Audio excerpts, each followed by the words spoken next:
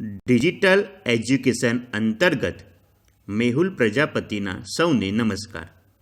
મિત્રો, આજે આપણે અહીંયા how to create online quiz in Android mobile એ અંતર્ગત એકમ અનુરૂપ પ્રશ્નોત્તરીની ઓનલાઈન ક્વિઝ બનાવતા શીખીશું.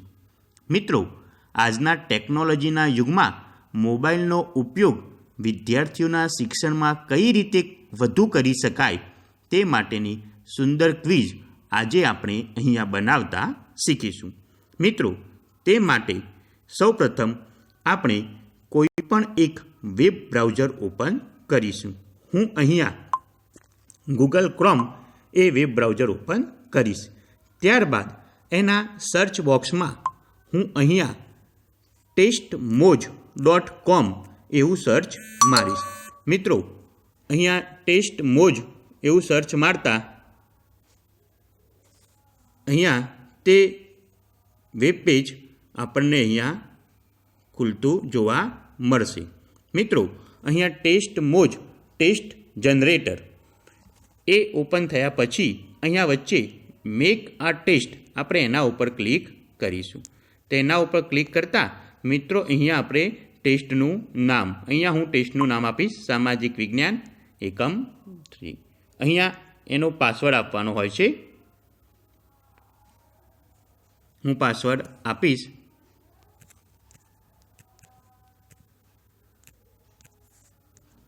નીચે બીજો પાસવર્ડ આપીશ અને કન્ટિન્યુ કરીશ. હા મિત્રો, અહીં એક નવું પેજ આપણને ખુલતું જોવા મળશે. ત્યારબાદ ક્વેશ્ચન ઉપર હું ક્લિક કરીશ. એના ઉપર ક્લિક કરતાં મિત્રો અહીંયા વચ્ચે નીચે એડ ન્યૂ ક્વેશ્ચન એના ઉપર ક્લિક કરીશું. ત્યારબાદ અહીંયા આપણને નવા પેજમાં પ્રશ્ન એડિટિંગ કરવો પડશે.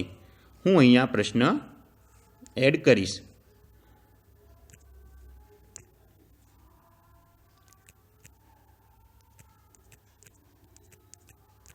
ગુજરાતનું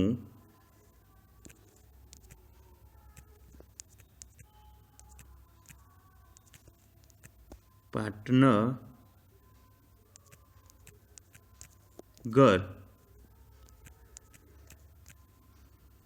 કયું છે? મિત્રો, એના પછી નીચે ઓપ્શનમાં અહીંયા જુઓ મલ્ટિપલ ચોઇસ આવશે, મલ્ટિપલ રિસ્પોન્સ આવશે. આપણે આ મલ્ટિપલ ચોઇસ રાખીશું. ત્યારબાદ અહીંયા આપણે કોઈ પણ એક સાચો જવાબ જ્યાં ટીક કરવાનો છે તે હું અહીંયા ત્રીજા નંબર ઉપર સાચો જવાબ લખીશ.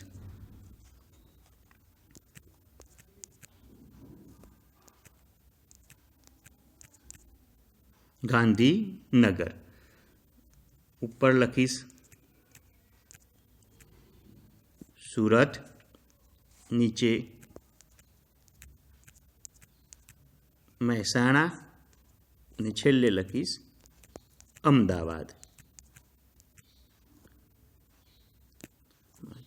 ત્યારબાદ મિત્રો અહીંયા નીચે સફળ આન્સર્સ તેના ઉપર ક્લિક કરીશું. તેના ઉપર ક્લિક કરતાં જ્યારે આ ક્વિઝ વારંવાર ખોલવામાં આવે ત્યારે તેના આન્સર જવાબનો ક્રમ ઓટોમેટિક બદલાઈ જશે. ત્યારબાદ હું અહીંયા save and add new question નીચે એના ઉપર ક્લિક કરીશ. તે કરતાં અહીંયા બીજો પ્રશ્ન આપણે એડ કરવાનો આવશે. લખીશું અહીંયા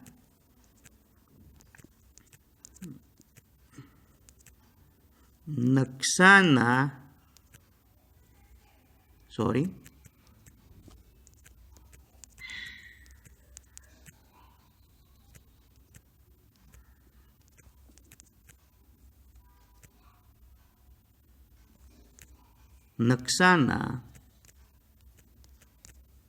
મુખ્ય અંગો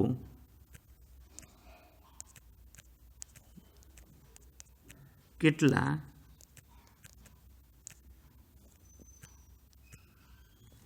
છે। મિત્રો અહીંયા હું બીજા નંબર પર સાચો જવાબ રાખીશ।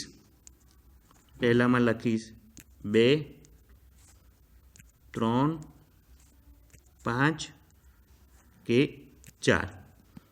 એ કર્યા બાદ હું અહીંયા સેવ ઓપ્શન આપીશ। મિત્રો આમાં આપણે વધુમાં વધુ પ્રશ્નો એડ કરી શકીશું।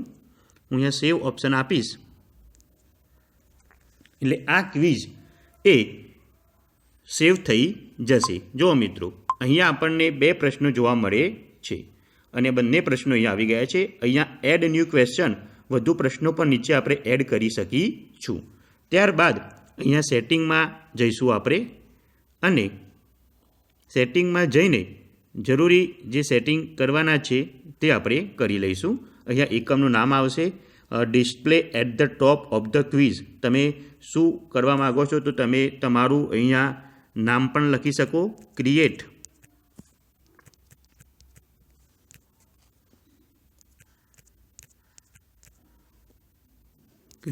બાય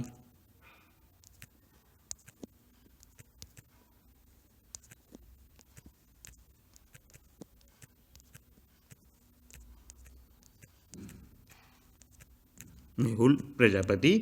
અહીંયા display after the quiz submitted એમાં પણ આપણે એડ કરી શકીશું। હું અહીંયા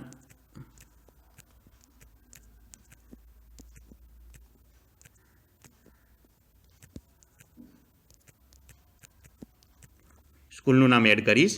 ત્યારબાદ મિત્રો અહીંયા નીચે છેલ્લું ઓપ્શન છે ડિસ્પ્લે ધ કરેક્ટ આન્સર, તેના ઉપર આપણે ક્લિક કરી દઈશું જેથી આપણને સાચો જવાબ જોવા મળી જાય। ત્યારબાદ અહીંયા આપણે સેવ ઓપ્શન પર છેલ્લે ક્લિક કરી દઈશું। સેવ ઓપ્શન પર ક્લિક કરતાં મિત્રો આપણી ક્વિઝ અહીંયા પૂરી થઈ ગઈ છે।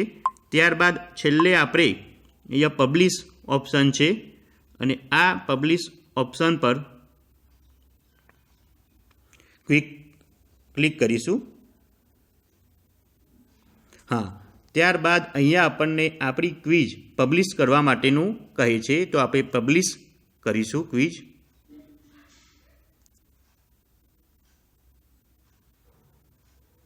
મિત્રો ક્વિઝ પબ્લિશ થઈ ગયા પછી તેની URL અહીંયા જનરેટ થઈ જાય છે। testmoj.com એનો નંબર છે। આ URL ઉપર આપણે ક્લિક કરીને એને ઓપન ઇન ન્યૂ ટેબમાં ખોલી શકીશું। ઓપન ઇન ટેબમાં, કોપી લિંક એડ્રેસમાં, કોપી લિંક ટેક્સ્ટમાં અને ડાઉનલોડ લિંકમાં, એ બધામાંથી આપણે એને કોઈપણ જગ્યાએ ઓપન કરી શકીશું। Open in view new tab એમાં હું એને ઓપન કરીશ।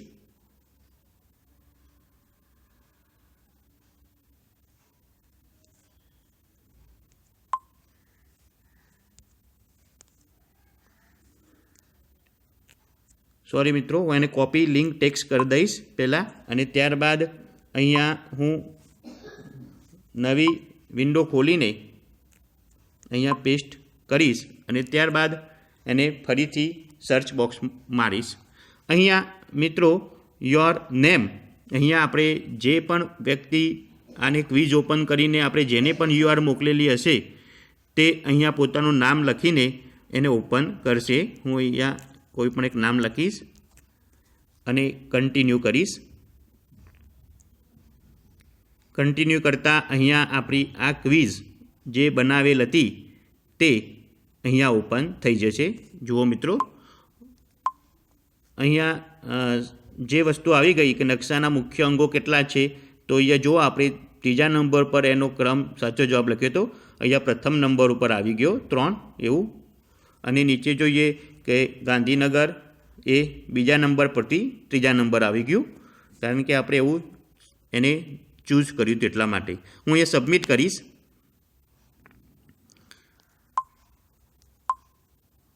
સબમિટ કરતાં બંને આન્સર કરેક્ટ છે। બંનેને 1-1 પોઈન્ટ મળી ગયેલું છે નેહલને અને તેનો સ્કોર પણ 100% થઈ ગયો છે।